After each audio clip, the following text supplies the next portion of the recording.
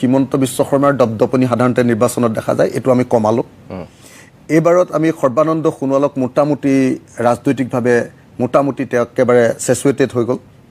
ৰাজনীতিৰ খেলপথাৰত যেটো বিজেপিৰ দপদপনি আছিল কিন্তু বৰ্তমান সময়ত ইয়াৰ যে পৰিমাণ মানে হ্ৰাস পাইছে হেতু কিন্তু স্পষ্ট ৰূপত দেখা পোৱা গৈছে যেটো আগৰ যিবাৰ আমি ইলেকচনত দেখা পোৱা গৈছিল মোদীজীৰ যেটো এটা লহাৰ আছিল মানে যেটো মোদীজীৰ লৈ এটা বৃহৎ চৰ্চা হৈ আছিল কিন্তু বৰ্তমান হেতু ক্ষেত্ৰত বহুখিনি ম্লান পৰা দেখা পোৱা গৈছে বিশেষকৈ অসমৰ কথা যদি চাবলৈ যাওঁ অসমৰটো তেনেকৈ কৈছিল যে বিজেপি চৰকাৰে যে কংগ্ৰেছৰ একদম এবাৰ এখন শূন্য হ'ব কিন্তু যেতিয়া প্ৰথম পৰ্যায়ৰ নিৰ্বাচনটো হৈ গ'ল তাৰ পিছত কিন্তু দেখা পোৱা গৈছে যে তেওঁলোকৰ মুখৰ কথাৰ অকমান চেঞ্জ হ'ল বিশেষকৈ তেওঁলোকে লাহে লাহে তেওঁলোকৰ নিজৰ আসন কমাই আনিবলৈ লাগিলে কিন্তু এই ক্ষেত্ৰৰ পৰা দেখা পোৱা যায় যে বিজেপিৰ কোনোবা নহয় কোনোবাখিনিত যে তেওঁলোকৰ যিমানটো পাৱাৰ আছিল তাত যেন অকমান লাহে লাহে তেওঁলোকৰ যেটো পাব্লিচিটি আছিল আগত তেওঁলোকৰ যে অকমান হলেও হ্ৰাস পাইছে কিন্তু হেতু দেখা পোৱা গৈছে বিশেষকৈ তিনি গগৈ আমি সকলোৱে জানো লুৰিণজ্যোতি গগৈ অখিল গগৈ ডাঙৰীয়া গৌৰৱ গগৈ ডাঙৰীয়া যি সবল ভূমিকা দেখা পোৱা গ'ল হসাকে ক'বলৈ গ'লে এইটোৱে বাৰু বিজেপি চৰকাৰখনক অকমান ভয় খুৱাইছে নেকি যে তেওঁলোকৰ এবাৰ আসন হসাকে কমিব নেকি এই সকলোবোৰ ৰিজাল্ট আমি গম পাম অনাগতৰ দিনত বিশেষকৈ 4 জুনত যেতিয়া ৰিজাল্ট দিব আমি সকলো গম পাম কিন্তু তাৰ আগতে আপোনালোকক দেখাবলৈ গৈ আছো অখিল গগৈ ডাঙৰীয়া আৰু নিতুমণি শইকীয়াৰ মাজত হোৱা এটা জনমত অনুষ্ঠান গতিকে আহকচোন ভিডিঅ'টোৰ মাজলৈ যাওঁ এইখিনিতে খালি সদায় কোৱাৰ দৰে এটা সৰু ৰিকুৱেষ্ট কোনোবা যদি মোৰ চেনেলত নতুনকৈ আহিছে আৰু মোৰ এনেকুৱা ভিডিঅ'বিলাক যদি চাই ভাল পায় তেনেহলে ভিডিঅ'টো লাইক কৰি চেনেলটো সাবস্ক্ৰাইব কৰিবলৈ নাপাহৰিব আহক তেন ভিডিঅ'টোৰ মাজলৈ যাওঁ জেট অসমত যে লোকসভা নিৰ্বাচন অনুষ্ঠিত হৈছিল এই লোকসভাৰ নিৰ্বাচনত শাসক পক্ষৰ সমানে বিৰোধী মিত্ৰজোঁটকো যি কেইজন নেতাই এটা নতুন মাত্ৰা গতি প্ৰদান কৰিছিল আৰু এক প্ৰকাৰ শাসক পক্ষক প্ৰত্যাহ্বান জনাইছিল সেই সকলৰ প্ৰথম শাৰীৰ নেতা আছিল অখিল গগৈ আহক তেখেতৰ লগত কিছু নিৰ্বাচনৰ সন্দৰ্ভত কথা পাতো গগৈ ডাঙৰীয়া আপোনাক স্বাগতম জনাইছো আৰু প্ৰথমতে ধন্যবাদ জনাইছো যে আপুনি আমাৰ আমন্ত্ৰণ ৰক্ষা কৰি ষ্টুডিঅ'ৰ অতিথি হোৱাৰ কাৰণে কেনেকুৱা লাগিল নিৰ্বাচনটো এবাৰ মোৰ জীৱনৰ প্ৰথম নিৰ্বাচন প্ৰথম ইলেকচনত ঘূৰিছো আৰু কেবাৰ নিৰ্বাচনত সাধাৰণতে বাহিৰৰ বেলেগৰহে নিৰ্বাচন চাই আছিলো নিৰ্বাচনত কেতিয়াও ঘূৰি পোৱাই নাছিলো এবাৰ ঘূৰি প্ৰথমবাৰৰ কাৰণে মানুহৰ সেই সময়ৰ যেটো সাইকোলজি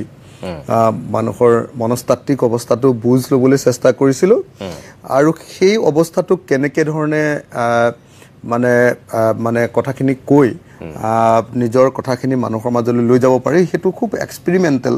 প্ৰথমবাৰৰ কাৰণে জীৱনত এক্সপেৰিমেন্ট কৰি চাইছিলো তাৰমানে আপুনি ৰাজনীতিক অখিল গগৈ হোৱাৰ পিছত কাৰণ আপুনিতো জেলত থাকিয়ে নিৰ্বাচন জিকিলে গতিকে আপুনি তেনেকৈ জড়িত হ'ব নোৱাৰিলে গতিকে আপুনি বিধায়ক হোৱাৰ পিছত এবাৰ প্ৰথম এটা আপোনাৰ প্ৰথম নিৰ্বাচন আচ্ছা এতিয়া মোক এটা কথা কওকচোন আগৰ যিবিলাক নিৰ্বাচন আপুনি দেখিলে ধৰক ছাত্ৰ অৱস্থাতেই হওক বা সামাজিক সংগঠনৰ নেতৃত্ব লোৱাৰ সময়তেই হওক এই দীঘলীয়া সময়ছোৱাৰ যিখিনি আপোনাৰ অভিজ্ঞতা ডেফিনেটলি আপুনি এতিয়া এজন বিধায়ক আৰু ৰাজনীতিক হিচাপে এটা দলৰ সভাপতি হিচাপে আপোনাৰ এটা বেলেগ দৃষ্টিভংগী থাকিবই সেইটো সুকীয়া কথা কিন্তু পূৰ্বৰ লোকসভাৰ নিৰ্বাচনবিলাকৰ যেটো গতানুগতিকতা এইবাৰ নিৰ্বাচনটো একেই দেখিলে নে আপুনি কৰবাত অলপ ব্যতিক্ৰম পালে মানে এবাৰ নিৰ্বাচনৰ প্ৰথম বস্তুটো হ'ল যে এবাৰ ডাইৰেক্টলি শাসক দলৰ লগত ৰাইজৰ যুঁজ হৈছে আগতে ধৰক শাসক আৰু বিৰোধীৰ মাজত যুঁজ হয় এবাৰ আমি গোটেই নিৰ্বাচনটোত যেটো কৰিবলৈ চেষ্টা কৰিছিলো হেতু হ'ল যে পিপলছ পাৱাৰটো মই বাৰম্বাৰ এটা বাক্য কৈ আছিলো প্ৰত্যেক দিনাই যে পাৱাৰ অফ কমন পিপল এটো এবাৰ প্ৰতিষ্ঠা হ'ব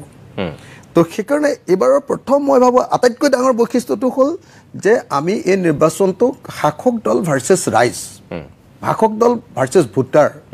তাত পৰিণত কৰিবলৈ চেষ্টা কৰিছিলো কাৰণ আমাৰ বহুত লেকুনা আছিল এবাৰ আমাৰ বিৰোধী পক্ষৰ আমাৰ হাতত পইচা নাই আমাৰ হাতত সময় নাই আমাৰ হাতত যথেষ্ট পৰিমাণে যিবিলাক লজিক্যাল বাকি সাপোৰ্ট লাগে সেই সাপোৰ্ট বিলাক নাই তাৰ বিপৰীতে বিজেপিয়ে সাংঘাতিক ধৰণৰ মানে লজিকেল ছাপৰ্ট সাংঘাতিক ধৰণৰ টকা যেনেকৈ ধৰক যোৰহাট লোকসভা সমষ্টিটোত বিজেপিয়ে চাগে মোৰ এনেকুৱা লাগিছে যে 100 কোটিমান টকা খৰচ কৰিছে তাৰে আমি কিমান 1 পৰা 1.5 কোটি টকাৰ ভিতৰত আমাৰ চাগে ইলেকশ্যন চাগে দেই তো ইলেকশ্যনটো হৈছে গতিকে এই যিটো নিৰ্বাচন সেইকাৰণে আমি গোটেই নিৰ্বাচনটোক চিফ্ট কৰিব খুজিছিলোঁ যে শাসক দল আৰু ৰাইজৰ মাজৰ নিৰ্বাচনত পৰিণত কৰা আৰু বোধহয় আমি সেইটো ক্ষেত্ৰত যথেষ্ট পৰিমাণে সফল হৈছিলোঁ বুলি ভাবোঁ 2 নম্বৰ বস্তুটো আছিল যে এবাৰ নিৰ্বাচনত আপোনালোকে নিশ্চয় দেখিছিলে যে আমি চেষ্টা কৰিছিলোঁ যে ইয়াত কমিউনেল নেৰেটিভটো নাইকিয়া কৰি দিব লাগে আৰু কমিউনেল নেৰেটিভ নাইকিয়া কৰি দিবৰ কাৰণে আমাৰ প্ৰথম টাৰ্গেট আছিলে যে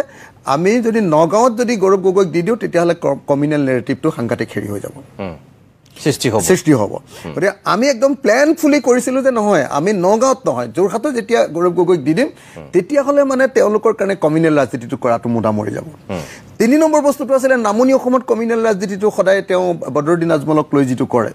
তো সেই কাৰবাৰটো নাইকিয়া কৰি দিছিলোঁ এই কাৰণে যে আমি এবাৰ গৈছিলোঁ বদৰুদ্দিন আজমলক খতম কৰিবৰ কাৰণে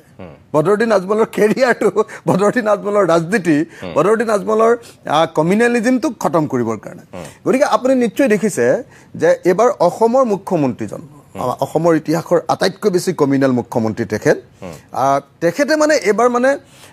কোনোপধ্যে বেছি সুযোগ লাভ কৰা নাই মানে হিন্দু মুছলমানৰ ৰাজনীতি কৰিবলৈ বেছি সুযোগ লাভ কৰা নাই তেওঁলোকৰ সেই দুটা এটা নেৰেটিভ আমি শেষ কৰি দিলোঁ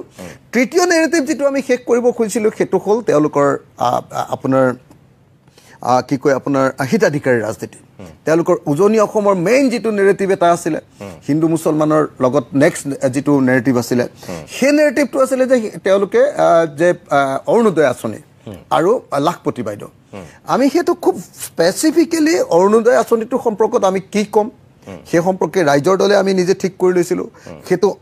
অন্যান্য বিৰোধী দলৰ লগত সেই সম্পৰ্কে কথা পাতিছিলোঁ আৰু সেইটো কেনেকৈ বুমেৰাং কৰিব পাৰি তাৰ কাৰণে এটা ষ্ট্ৰেটেজি তৈয়াৰ কৰি লৈছিলোঁ গতিকে মই ভাবোঁ যে এইবাৰৰ নিৰ্বাচনটো সেইকাৰণে এটা গুৰুত্বপূৰ্ণ নিৰ্বাচন আৰু দুটামান কাৰণত এই নিৰ্বাচনটো গুৰুত্বপূৰ্ণ আগতে আপোনালোকে নিশ্চয় দেখিছিলে যে আগতে বিজেপি বুলি ক'লে একদম মানে আমাৰ নতুন জেনেৰেশ্যন যিটো আমাৰ যিটো নিউ জেনেৰেশ্যন আমাৰ যিটো ডেকা শক্তি সেই ডেকা শক্তিটোৱে বিজেপিৰ পক্ষত গুচি যায় এবাৰ আপুনি নিশ্চয় দেখিলে যে এবাৰ ডেকা শক্তিটোৱে সম্পূৰ্ণৰূপে মানে একেবাৰে কনচিয়াছ ভোটাৰ ৰূপে একদম সাংঘাতিক ধৰণে এটা মানে কি ক'ব সচেতন ভোটাৰ ৰূপে তেওঁলোকে অৱস্থান লৈছে আৰু এবাৰ মধ্য শ্ৰেণীৰ যিটো ভূমিকা মধ্য শ্ৰেণী মানে মই কৈছোঁ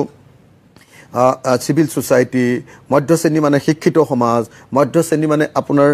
চৰকাৰী কৰ্মচাৰী মধ্য শ্ৰেণী মানে প্ৰফেশ্যনেলছ এই যিবিলাক আছিলে আমাৰ মধ্য শ্ৰেণী সেই মধ্য শ্ৰেণীৰ ভূমিকাটো এবাৰ বিজেপি বিৰোধী হৈ গৈছিলে তো গতিকে এই গোটেইকেইটাক লৈ আমি দেখিছিলোঁ যে বিজেপি চৰকাৰে দুটা বস্তুক লৈ সাধাৰণতে যিটো খেলে 1 নম্বৰ কমিউনেলিজিম সেইটো খেলিবলৈ চান্স পোৱা নাই যি কাৰণত এতিয়া হিমন্ত বিশ্ব শৰ্মাই গৈ উৰিষ্যাত গৈ মানে কমিউনেলিজিম কৰিবলগীয়া বেছিকৈ হৈছে এতিয়া উৰিষ্যাত গৈ কৈছে যে বিজেপিক 400 সিট এইকাৰণে লাগে যে পুৰণি যিবিলাক মন্দিৰ আছিলে যিবিলাকত এতিয়া মছজিদ বনালে সেইবিলাক ভাঙি মন্দিৰ বনাবৰ কাৰণে তেওঁক 400 সিট লাগে এই এনেকুৱা ধৰণৰ যিবিলাক কমিউনেল কথা অসমৰ ইতিহাসত ইমান কমিউনেল মানুহটো কেতিয়াও জন্ম হোৱা নাছিলে তো মুখ্যমন্ত্ৰী হিমন্ত বিশ্ব শৰ্মাই হ'ল অসমৰ ইতিহাসৰ আটাইতকৈ ডাঙৰ কমিউনেল মানুহ গতিকে তেখেতৰ এই কথাবিলাক আমি ইয়াত ক'বলৈ এবাৰ সুযোগটো কম দিলোঁ দ্বিতীয়তে তেওঁলোকৰ যিটো মেইন বস্তু যে অৰুণোদয়টোক আমি খুব ভালকৈ ডিল কৰিছোঁ এবাৰ আপোনাৰ হেৰি কি কয় আপোনাৰ লাখপতি বাইদেউটোক খুব আমি ভালকৈ ডিল কৰিছোঁ মাইক্ৰ' ফাইনেন্সৰ ঋণটোক লৈ তেওঁলোকে খেলে সেইটোক লৈ আমি ভালকৈ ডিল কৰিছোঁ যিটোক লৈ তেওঁলোকে পলিটিক্স কৰিব পৰা নাই সেইকাৰণে মই ভাবোঁ যে এইবাৰৰ নিৰ্বাচনটো কেইবাটাও কথা এটা হ'ল যে মুখ্যমন্ত্ৰী হিমন্ত বিশ্ব শৰ্মাৰ দপদপনি সাধাৰণতে নিৰ্বাচনত দেখা যায় এইটো আমি কমালোঁ এইবাৰত আমি সৰ্বানন্দ সোণোৱালক মোটামুটি ৰাজনৈতিকভাৱে তেওঁ একেবাৰে চেচুৱেটেড হৈ গ'ল তেওঁ মোটামুটি খতম 3 নম্বৰ আটাইতকৈ ইম্পৰ্টেণ্ট কথাটো হ'ল অসমৰ ইতিহাসৰ আন এজন কমিউনেল মানুহ আপোনাৰ বদৰুদ্দিন আজমল তেওঁক এবাৰ ৰাজনৈতিকভাৱে বধ কৰি পেলোৱা হ'ল